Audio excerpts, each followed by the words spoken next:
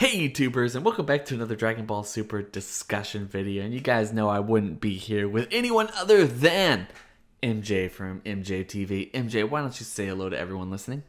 It's MJxTV, baby. If you're a wrestling fan, you're gonna get that. I'm not, but I still think it's pretty funny. Okay, so today we're going to be talking about, you guys saw the title, you saw the thumbnail.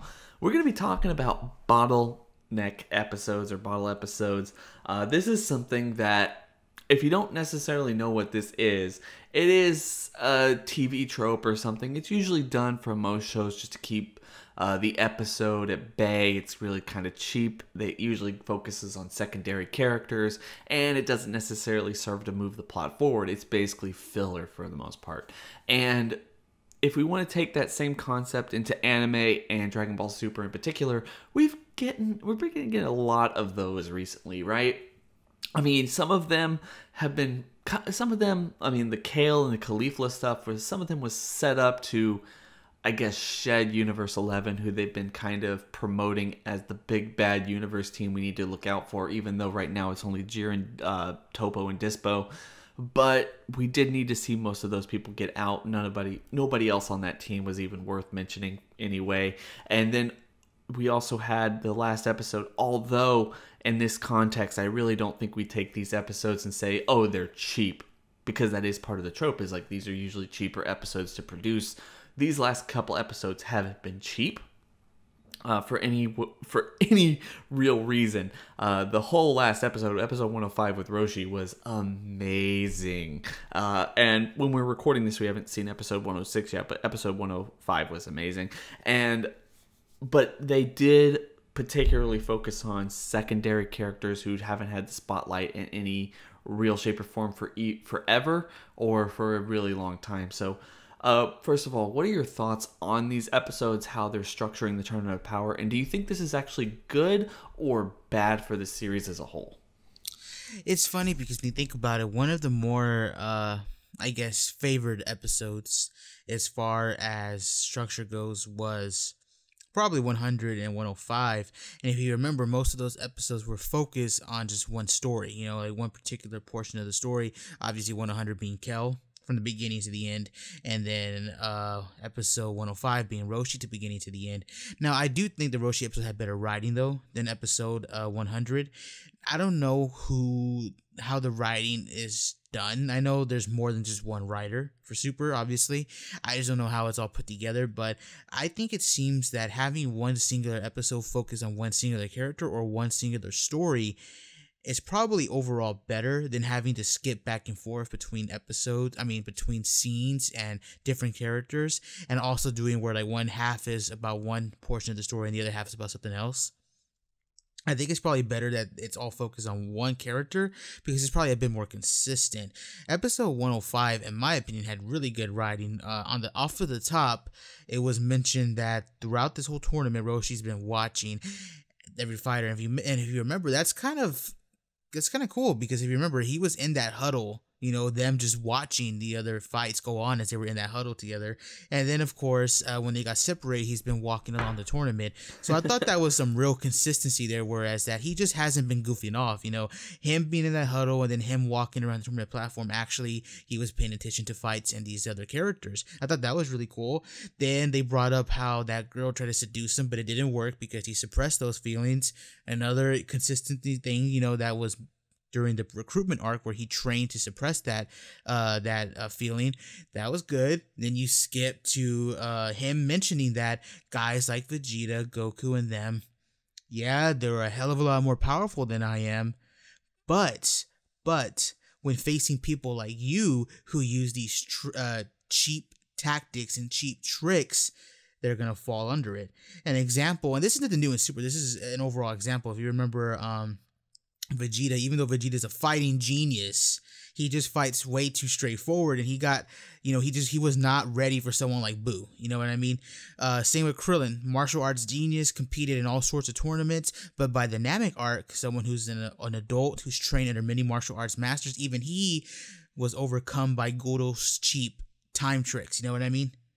it's just like Roshi mentions that, and I thought that was really good to bring up because people have been wondering why the hell is Roshi in this tournament. He brought that up. Yeah, these guys are strong. Yeah, these guys are fighters, but they fight a bit too straightforward sometimes. So for the people like you, I have more experience than you. And that's why I'm here to take guys like you out. So I thought that was good. You know what I mean? And then, of course, we got the whole ending, you know, where he fired the Kamehameha. And if you guys remember in the callback, again, I'm just marking out this episode right now. Sorry, guys. But again, the callback to the tournament arc, 21st, I believe, 21st Budokai, after Chun defeats Goku, they mentioned that if Goku wasn't tired, he would have won. Roshi says, nah, don't get too ahead of yourselves because there's always someone better than you. And it's funny because he taught them that, but he's saying now after all these years, they're teaching him that. You know, he thought he had reached his limits in Dragon Ball. No, he's actually improved. He's gotten stronger. He went back and trained with Karin, you know, in the recent recruitment arc. So, yeah, I just love the writing in this episode. And I think the idea that being focused on one singular story aspect or one singular character, etc., Kale, etc., Roshi, I think overall provides a better episode for us rather than having an episode where there's so many things being taken back and you're going from one scene to another scene, you're going from one stage to the other part of the stage, you know? I think it's cool just to be focused on one singular aspect. And I think that overall helps the episode and brings more enjoyment to us because the art looks better, writing's better, story's better, you know? Yeah, I completely agree. It's weird. Like, I completely agree in terms of watching these stories play out. One of the things you and I talked about a lot going into this tournament, we thought it would play out in a certain way, is most of the time, stories play out with A, B, and C plots. But we saw this with the tournament, Universe 7 versus Universe 6 tournament, the Champ arc, where it just kind of meandered in this tournament ring, and there wasn't much going on besides the fight, you know, this fight, that fight, and all this other stuff. And it's not that it wasn't compelling, but it wasn't remembered. It wasn't memorable in the sense that they were telling a compelling story. It wasn't something you can condense down because it was so kind of constricted in its own sense of logic and its own sense of story progression, that you couldn't take it and be like, well, this fight, we're going to make this fight a minute, or this fight is something, you know, one of the things they were doing with the Fakatsu no F arc was whittling that entire arc down. AJ did that, where you take the whole arc and whittle it down with the movie and make a better, more concise version of it in 2 hours rather than like 9 episodes or just an hour and a half movie or something else like that. You can't do that with the Champa arc, but you could do that. You can't even do that with this arc because there's just meander on one story for way too long. Every episode is Roshi driven, Kale, Caulifla, you know, Gohan, Vegeta, whoever they're going to get to next. And I think that that's something that's going to end up harming this. It's great for binge watching. It's almost great for weekly episodes, but it's going to be hard to go back and sit there and go, you know, going the rewatch value for these episodes, I'm not necessarily sure where they're going to be, because it's not something you can just kind of pick up at any given point and just be like, okay, this is where I am and this is where I'm going. It's like, well, this is this episode that deals with this particular character, and that's this episode that deals with that particular character, and I'm never necessarily sure where I am in relation to where the actual story is, besides the narrator saying that this much time has elapsed versus this much time has elapsed versus, you know, and I think that that's one of the problems with this, is we know that so much more time is elapsing, you know, multiple minutes per episode, and we're losing all that time. It's basically like everyone else is stagnant during those 2 or 3 minutes per episode that they're showing us. And Roshi's the only one fighting in that 3 minutes, or Goku is the only one fighting Gohan. And I'm a little bit down with that. The whole concept of this battle royale thing was that everyone's going to fight, and we were going to be cutting here and then here and then here, and everyone was going to get their mark out moment, but nobody was actually going to get a whole episode centered on them. I'm not saying it's a bad thing. In fact, some of these episodes are really great because of that. But I think it's pretty interesting in that regard. One of the things I want to get here, what you were talking about earlier with these bottle episodes, is what exactly are we using these episodes to achieve? One of the things I've pointed out, you and I have pointed out in multiple videos on our channels, is they're not eliminating anybody. They give an entire episode to Kale, Caulifla, Gohan, Roshi even, and they're not eliminating 17, even people in Universe 2. What are they trying to achieve here? And this is crazy, but just kind of hear me out. Do you think that they're saving all these people with all of their unique, I guess, techniques or things that they can do, things that they're observing, all this other stuff that they're keeping inside the ring as a way of putting all these people's techniques together to fight some greater evil? Because although this is way spoilers and spoilers. just want to get that out there. This is where we get into the spoiler territory. I'm gonna make a 48-minute video of you just saying spoilers the whole time. Spoilers. Okay, guys. Anyway, to get that, we have some spoilers showing that although Goku and Jiren is what they've been promoting, although all that is what we were expecting this entire time, it might happen sooner than later, and there might be some greater threat to all the universes than what we've actually seen or actually this arc is alluding to. So do you think that they're taking these episodes to show what Roshi's capable of right now, how he's useful to the whole, as a way of showing how he's going to be useful going forward if there's actually a greater threat? Or do you think that these are just ways that we can actually mark out for all these characters and, you know, everyone gets their shine before they get out in some way? Well, this is a wrestling term. I'm not sure if you'll get it, but if you don't get it, I'll explain it to you. Basically, this Tournament of Power is a spot fest. And a spot fest, for some people who don't know, is basically when you're watching a wrestling match, and inside that wrestling match, you have a scene where someone gets power bombed through a table. You have a scene where someone breaks through the barricade. You have a scene where someone fights in the crowd. Then you have like this scene where you do flips, all this shit, right? Basically, a spot fest is where there's just so many moments going on. It doesn't make sense, but there's just so much cool shit happening. This is how I feel about the Tournament of Power. I feel like this is a spot fest. Like, we're kind of trying to pick up on what's happening here, but it's just so much cool shit is happening over and over. You know what I mean? Even though I admit, fuck episode 98, I gotta admit, it was cool to see the final Kamehameha. You know what I mean? Or a version of it, you know, it was cool to see that. So again, like I'm saying, it's Spot Fest. Story, but the Spot Fest is just off the charts. So many cool moments that we're getting in this tournament. Now, I think obviously for plot, the reason those characters were saved is because of plot. Plot. You know what I mean? Goku, hey, I want to see you guys get stronger. You know, you're staying.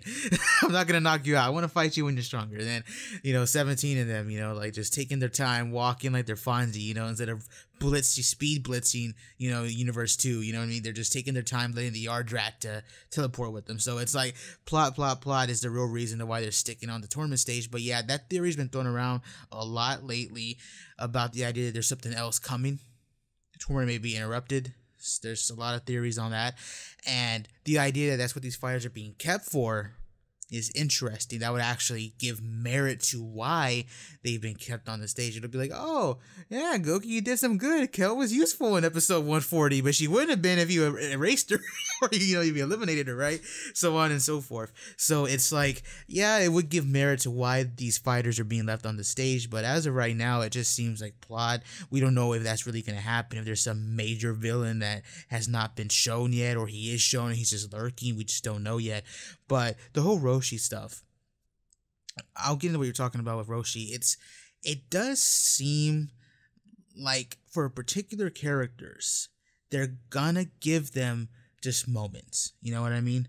With Ribrianne, she did get a lot of time, screen time, and that was very interesting to me. That makes me think that she's gonna be special, because she got a lot of screen time opposed to other characters. You know what I mean? You can argue she got a good amount of screen time, just as much as, like, you know, Caulifla did, you know, as far as the tournament goes, you know? So that tells me she's going to be special. So on and so forth with Hit, etc. You know, Dispo didn't really get that much screen time, but he got an episode dedicated to him, you know? where you had Goku and Hit versus Dispo and the Pride Troopers. So that was cool. With Roshi, him getting this moment, it really does beg the question: what are they doing? And it's funny that you pick Roshi. Don't get me wrong, I'm a huge fan of Roshi, huge fan of Jackie Chun too. It's weird because a lot of people throw out the word merch. They throw out the word, hey, this show is all about money, which I don't really understand why people do that, because every show is about money, every business. Guys, even Breaking Bad, one of the best TV shows of all time, has merch, so to get over it. You can buy Walter White action pictures. But anyways, I'm getting off topic here. I'm just saying, it's funny that in a show that you would think cares about nothing but money, why they choose Roshi? You could have given them us like a dedicated Topo video who seems to be a major player, or a dedicated Gohan episode, people who actually sell, people who make the moolah, people like Gohan, people who are interested. They gave us Roshi. That's very fucking interesting to me. I'm happy they did it because I love the episode. I marked out about it in the beginning of this video. But that's interesting to me. And also, of course, Ribrianne. There's certain characters that are getting a lot of screen time, and it makes me wonder what they're being saved for. Why did Roshi come back instead of dying? He could have died. They have a loophole. Dragon Balls, they could have died. Why did they bring him back? What's he staying on the tournament for? Why wasn't he eliminated? You know what I mean? It's very interesting to me. But again, we just don't know yet. I mean, there could be an evil angel or an evil god where all the fighters are going to have to fight that god or angel, something like that.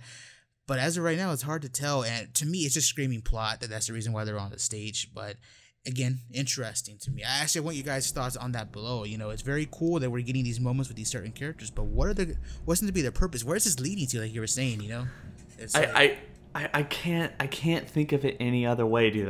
And I know this is just reaching very far, but I just can't think that they're saving these people and making them unique, showing them exactly how they're useful, how they're different from all the other people fighting in the tournament, and keeping them around, not necessarily killing them off like they could have with Roshi, not necessarily eliminating them like they could have done with Khalifa and Kale, or Ribrianne, or 17 or 18 at this point, or any of these other things. No one of any significant importance in this entire tournament has been taken off, and we're all just kind of, licking our wounds at this point. I think it's because all of these personalities, all of these techniques might be useful going into whatever bigger fight that we need to have going forward. And honestly, I don't want to get my hopes up, but you and I paint pictures all the time. We come up with these ideas or just mark out about this thing. I would mark out about seeing it, just them meticulously. That's what this has been. And it's not just the tournament itself. It's all the build up and the picking of these people, and whatever reason they're needed for this, that, or the other, they can hold their own. All of this stuff is meticulously building up to a bigger fight where all these techniques, all this experience is going to be useful going forward. That would just pop me, dude. That would be so unbelievably satisfying to sit there and go like, oh, the Mafuba, and like the evil containment wave, and like Gohan's power, the new transformation that Goku has, 17's barrier, all this other stuff, like, all this stuff, like they combine, they work as a team in order to do Hit's improvement, Kale's outrage, and like her controlling her power. I don't even know how anyone would do that, but it would just be awesome. Okay, I got it. Time for the famous MJ. Let me paint a picture for you. So let's go off the theory that there is some evil angel or god, right? And that's the villain. Just a generic villain, right? Evil god, extremely powerful. And I'm assuming it's not just the people on the platform too. If Universe 7 has not been erased yet, I'm assuming Krillin would jump off the stage to help him fight. You know what I mean? I jump off the bench. You know what I mean? I feel like that would be the people who are still on the bench and the universe has not been erased yet. They will join together. How cool would this fucking be? Now this comes from Naruto. I think One Piece and other anime probably do it as well. But Naruto, there are certain scenes where people have to work together from like the different villages. So you have like people from the Leaf Village, they line up who know how to do the fire technique, right? And they all line up and they shoot a huge fireball and they combine it and it makes a huge fireball. The same with the people who hit into the Mist Village, where they can do the water technique and they create like a tsunami type thing, How cool will it be? Let me paint a picture. How cool will it be if this villain who's like standing above them, like on the pillar, and they're fighting, right? And they can't even come close to this dude, so fast, so overwhelmingly powerful, and he's like, singular, you're nothing to me, right? Generic line from a villain. He shoots a huge blast. How fucking cool would this be if, like, somehow, some way, you have 18 and 17, boom, jump together, create a huge barrier surrounding all the characters, and then you have, like, that girl from the Pride Troopers creating, like, that alternate dimension barrier, so you have 17, 18, and that Pride Trooper saving the other fighters, and then you have like Roshi, Piccolo, and Frieza doing their telekinesis to try and hold him still because it wouldn't work on him singularly, but they're trying it all together. And then you got like Ten Shinhan, Goku, and Krillin all doing the solar flare at the same time, trying to blind him. It's like they're working together, and yeah, their attacks singularly wouldn't work, but you know, when they're together, when they are together, they can do something awesome. I think that would be like really, really badass, you know, where all these techniques are coming in to help them, you know. And how cool would that be to see fucking Frieza and like Roshi and all these other guys who could do telekinesis working together? Like, that would be so awesome, dude. And they're like trying to hold them for the people who are trying to blast them, you know. That would be like awesome in my opinion. It only makes it better that those are the three people standing together at the end of the outro 9. Piccolo, Roshi, and Frieza. And it would be cool, like, out of all this, Gohan's the one who comes up with the plan. I was like, if we do all this, like, you know, he's the one who's the leader in the group. Oh, it would just be so cool. Oh, man. Guys, there's like so much shit you can do with this, man. Anyway, guys, we got a little bit off topic like we usually do, but that is just so awesome. Guys, please make sure to share your thoughts in the comment section below. Please make sure to go down to the description section below and hit that link to go check out MJ if you haven't already. The guy paints pictures and he marks out. He makes me mark out every time he's on the freaking channel. So guys, please make sure to go check him out and support him. Go subscribe over there. Don't forget to like, comment, and subscribe on this channel. Don't forget to hit that bell. That's going to notify you every single time I upload. And with that being said, guys, we both hope you have a good day. It's been real.